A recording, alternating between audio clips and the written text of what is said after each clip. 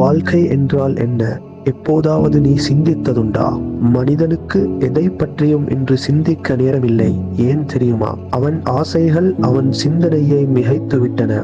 மனிதன் தினமும் அவனை சுற்றி நடப்பவைகளை பார்த்து அவைகளால் ஈர்க்கப்பட்டு அவைகளின் ஆசையை உள்ளம் பூராக வளர்த்து வைத்திருக்கிறான். அவனுடைய ஆசைகள் விசித்திரமானது. அவனுடைய ஆசைகள் அவனுடைய ஆயுளையும் மிகைத்தது. ஒரு வியாபாரியை பார்த்து அவன் போல் வியாபாரம் செய்ய ஆசைப்படுகிறான்.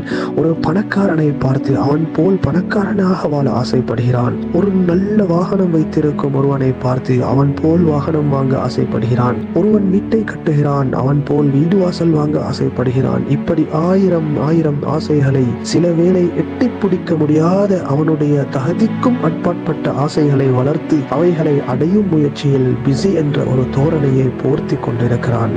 இதனால் அவனையே அவன் மறந்து விட்டான். இப்படி பிறரின் வாழ்க்கையை பார்த்து அவனுக்கென்று இறைவன் அளித்த அந்த வாழ்க்கையை மறந்து விட்டான். திடீரென்று ஒரு நாள் இறைவன் அவனுக்கென்று அளித்து அவன் பிறர் போல் வாழ முயற்சித்த அந்த வாழ்க்கை முடிந்து போகும். அப்போது உணர்வான், நான் பிடிக்க முயன்றது நூல் அவிழ்த்துவிட்ட பட்டத்தை என்று.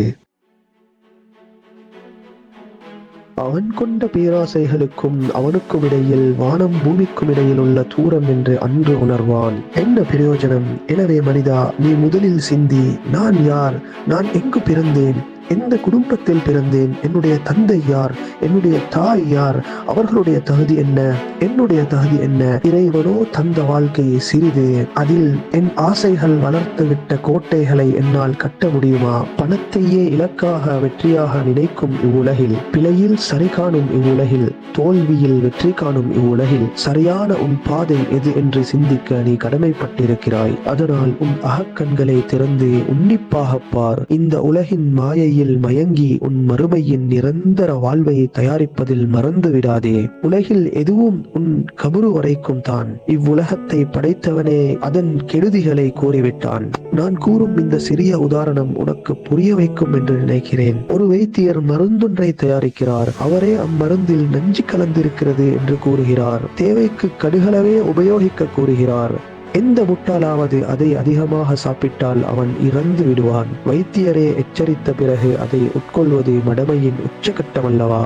இப்பொழுது உலகம் ஒரு மாயை, அது ஒரு பொய், அது மனிதனை ஏமாற்றக்கூடிய ஒரு மாயாஜால வீடு என்று உனக்கு புரிந்திருக்கும். ஆனாலும் அதன் ஆசைகள் உனக்குள் புதைந்திருக்கும். உன் ஆசைகள் உன்னை இயங்க விடாது, உன்னை சிந்திக்க விடாது. ஒரு உண்மையான முஃமினுடைய பயம், சஞ்சலம், எதிர்பார்ப்பு, ஆசை எல்லாமே தன் ரப்பு தன்னுடன் திருப்தி அடைய வேண்டும் என்பதாக மாத்திரமே எப்போதும் இருக்கும். அவன் சதாவும் அதே சிந்தனையில் வாழ்வான். அந்த முஃமினுடைய அனைத்து செயல்களும் அந்த இறைவனை திருப்திப்படுத்தும் நோக்கில் மட்டுமே இருக்கும். கடைசியில் அவனே வெற்றியாளனாகவும் மாறுவான்.